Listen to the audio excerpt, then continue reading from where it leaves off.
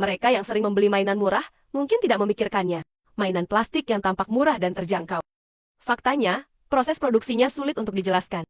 Mari kita masuk ke latihan mainan anak-anak ini di Pakistan hari ini.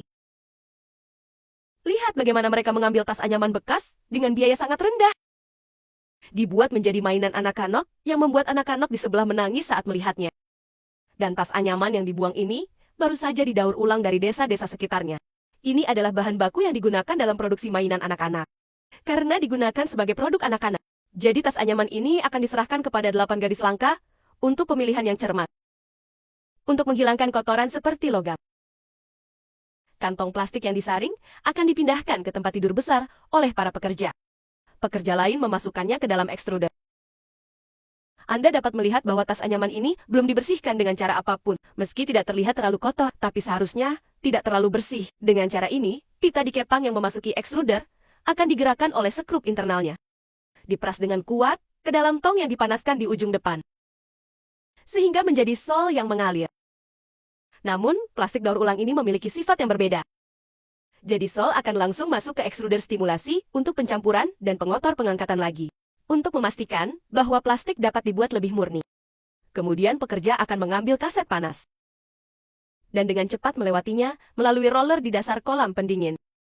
Kemudian strip karet ditembus ke granulator. Potong menjadi partikel plastik berukuran merata. Selanjutnya para pekerja akan memasukkan partikel plastik yang dihasilkan ke dalam tas anyaman. Pindahkan ke bengkel akomodasi untuk langkah produksi selanjutnya. Baru saja memasuki bengkel produksi. Peralatannya terlihat agak oriental. Pada pemeriksaan lebih dekat, itu benar-benar peralatan yang diimpor dari Brother Long. Pekerja menuangkan pelet plastik ke dalam mesin cetak injeksi. Dengan cara ini, ketika partikel plastik dipanaskan dan dilelehkan, sol disuntikan ke dalam cetakan pada tekanan tinggi dari nozzle injeksi. Sehingga dengan cepat menghasilkan produk plastik yang sesuai. Tapi sekarang, yang di tangan kakak saya ini harus menjadi produk yang cacat. Oleh karena itu, parameter perlu disesuaikan. Ini adalah roda mobil mainan. Ini adalah 2 potong plastik yang disambung. Jadi perlu untuk menghilangkan gerinda tepi yang dihasilkan oleh akomodasi. Campurkan 2 potong plastik menjadi roda. Pada saat yang sama, mesin akomodasi di sisi lain juga memproduksi aksesori lain. Bantalan kursi mobil mainan diproduksi di sini. Aksesori hitam ini juga terbuat dari plastik daur ulang. Tapi dilihat dari partikel plastik yang dikeringkan kakakku sekarang. Itu harus didaur ulang, bahan dari bahan lain. Kualitas produk jadi terlihat cukup bagus. Melalui peralatan bengkel ini jelas merupakan perusahaan terkemuka yang tepat di daerah setempat. Dan mereka mampu melakukannya dengan materi yang benar-benar baru. Namun harga produk jadi akan jauh lebih mahal. Produk yang dihasilkan oleh bahan baru, berwarna putih.